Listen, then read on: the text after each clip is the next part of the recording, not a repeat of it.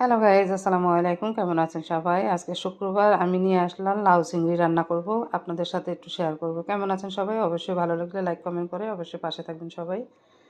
আমাদের লাউ হচ্ছে প্রিয় নবীর হজরত মুহাম্মদ সাল্লাল্লাহু আলাইহি ওয়াসাল্লামের খুব পছন্দের একটা খাবার। তো আমি এখানে লাউ চিংড়িটা সব কিছু দিয়ে ভালোভাবে কষিয়ে নিলাম, কারণ শর্ট ভিডিও যেহেতু সব কিছু দেখানো সম্ভব হয় না। তো এখন কষানোর পরে লাউটা দিয়ে দিলাম, লাউটা দিয়ে ভালোভাবে কষিয়ে এটাকে রান্না করে নেব।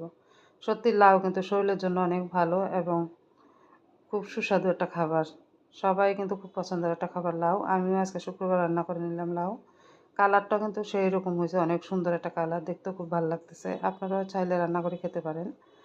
আসলে যে কোনো কাজে আমরা যদি সুন্দর করে করে তুলি না, সেটা এমনিতেই ভালো লাগে। ফেসবুক বলেন বা ইউটিউব বলেন না কেন, আমরা মেয়েরা ঘরে বসে কিন্তু এখন অনেক কিছু করতে পারি। কোনো কিছুই অসম্ভব বলে না, সব কিছুই সম্ভব। চাইলে ঘরে বসে আমরা ইনকাম করতে পারি। তো আপনারা চাইলে অবশ্যই ঘরে বসে কিছু একটা করার চেষ্টা। হ্যালো গাইজ, আসসালামু আলাইকুম। কেমন আছেন সবাই? আজকে শুক্রবার আমি নিয়ে আসলাম লাউ চিংড়ি রান্না করব, আপনাদের সাথে একটু শেয়ার করব। কেমন আছেন সবাই? অবশ্যই ভালো লাগলে লাইক কমেন্ট করে অবশ্যই পাশে থাকবেন সবাই। আমাদের লাউ হচ্ছে প্রিয় নবীর হজরত মুহাম্মদ সাল্লাল্লাহু আলাইহি ওয়াসাল্লামের খুব পছন্দের একটা খাবার। তো আমি এখানে লাউ চিংড়িটা সব কিছু দিয়ে ভালোভাবে কষিয়ে নিলাম, কারণ শর্ট ভিডিও যেহেতু সব কিছু দেখানো সম্ভব হয় না। তো এখন কষানোর পরে লাউটা দিয়ে দিলাম, লাউটা দিয়ে ভালোভাবে কষিয়ে এটাকে রান্না করে নেব। সত্যি লাউ কিন্তু শরীরের জন্য অনেক ভালো এবং খুব সুস্বাদু একটা খাবার। সবাই কিন্তু খুব পছন্দের একটা খাবার লাউ। আমিও আজকে শুক্রবার রান্না করে নিলাম লাউ।